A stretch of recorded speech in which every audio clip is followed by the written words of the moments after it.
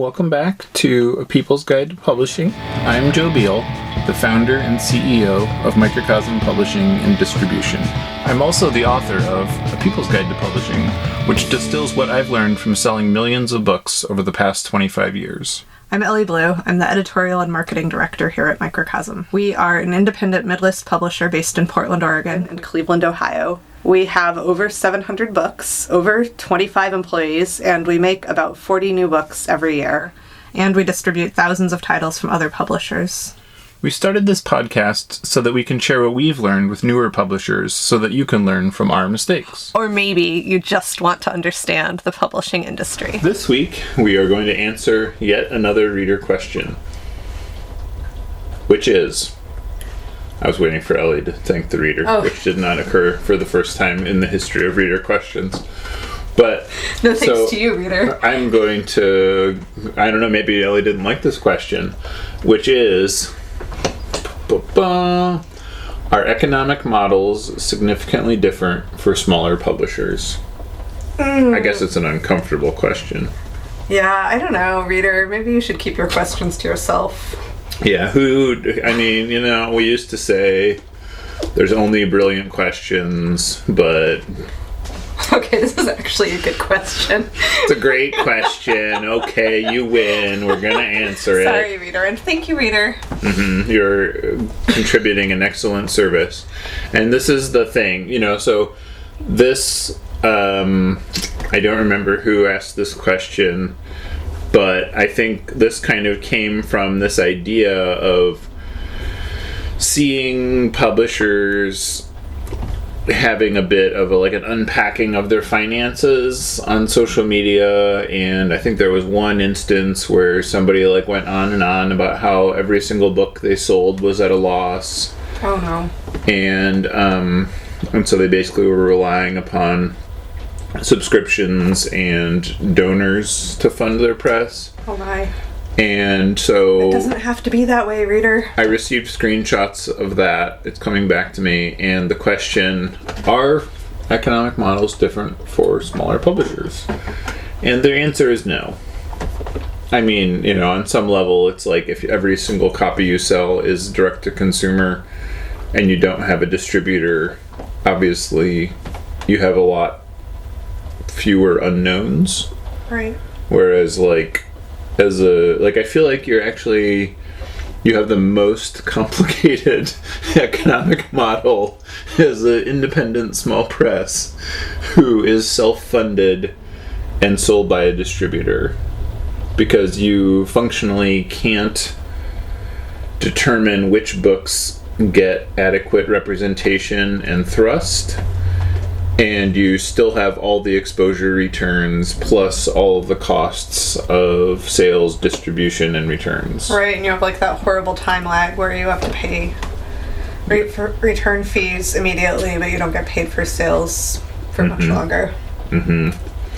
And it's all dreadfully confusing, and so I'd say that's the most compromised position. Yeah, that's tough. That's a hard one, and you can really lose your shirt. I mean, being I was a super tiny publisher and I had no capital, and that was pretty straightforward. I mean, I still managed to make my books a little complicated, but as Joe found out when we were doing the merger, sorry, Joe. Sorry. But and my advice to you would be, don't do what I did and just run it out of your personal bank account. Separate that into a new bank account. And advice. I mean, honestly, I think what the question asker is seeing here is that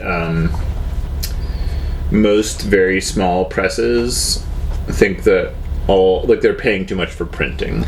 Right. And they think that all printers are kind of interchangeable.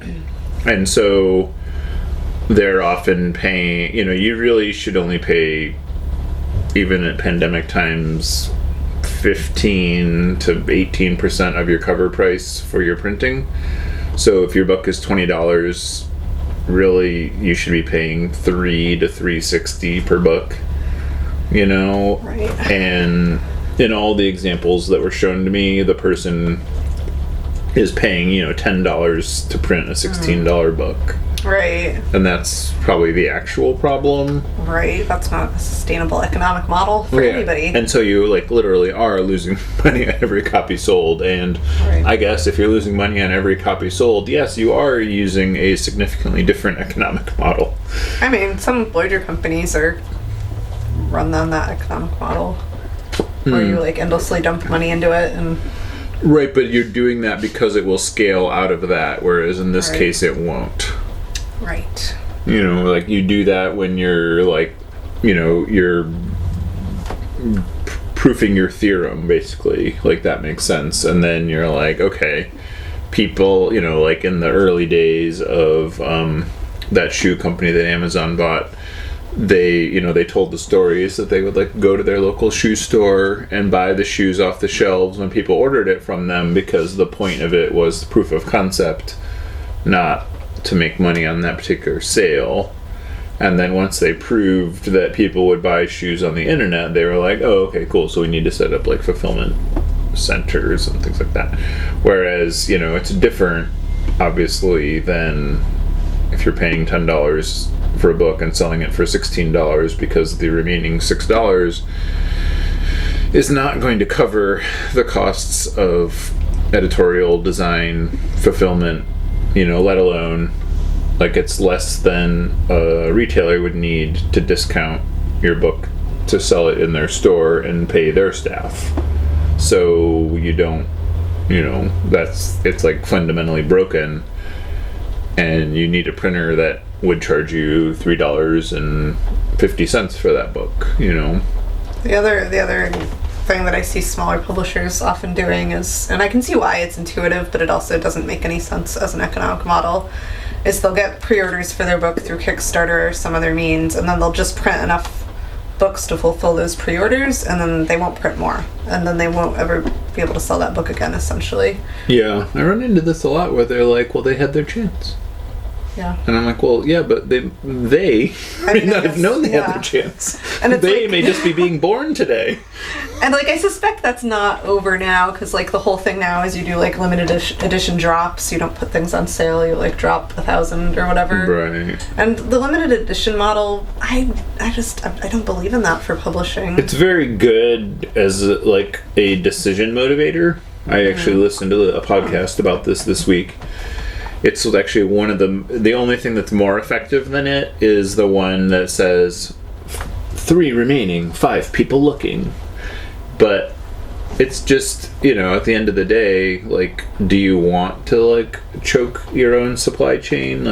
Do you want to have to tell the 6th person, sorry, sold out? You don't, because it's your book, it's your baby. You want them to get it, care about it, love it, live with it, You don't want the album that you only make one of and then some dumbass buys it. Sorry. Man, what a note to end on. Thanks for joining us once again. Please send your questions to podcast@microcosmpublishing.com so we can answer them on future episodes.